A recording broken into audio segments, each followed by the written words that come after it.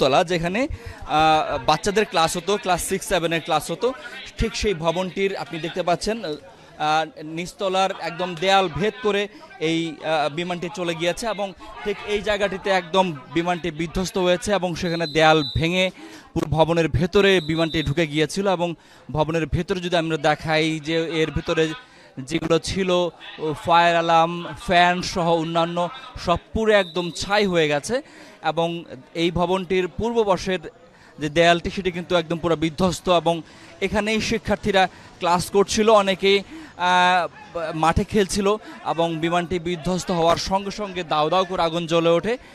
সামাজিক যোগাযোগ মাধ্যমে আমরা যে তাৎক্ষণিক ভিডিওগুলো দেখেছি সেই ভিডিওগুলোতে কিন্তু আমরা দেখেছি যে দাউ দাউ করে ভবনের এই পাশটি জ্বলছে এবং তারপরেই ফায়ার সার্ভিস, সেনাবাহিনী সহ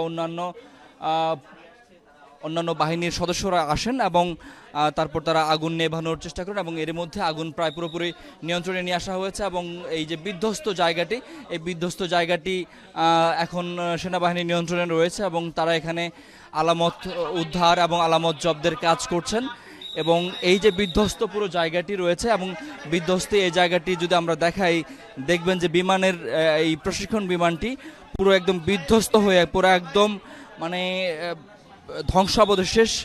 একদম খণ্ড খণ্ড পুরো বিমানটা একদম ধ্বংস হয়ে গেছে এবং এখানে আমরা একটি জুতো দেখতে পাচ্ছি এবং এটিও এই বিমানের ধ্বংসাবশেষের ঠিক মাঝখানে আমরা খুঁজে পেয়েছি এবং এটি কোনো শিক্ষার্থীর জুতো হবে এবং এই আঘাত হানার পর কিন্তু এই ভবনটি পুরো ধ্বংসাবশেষে পরিণত হয়েছে।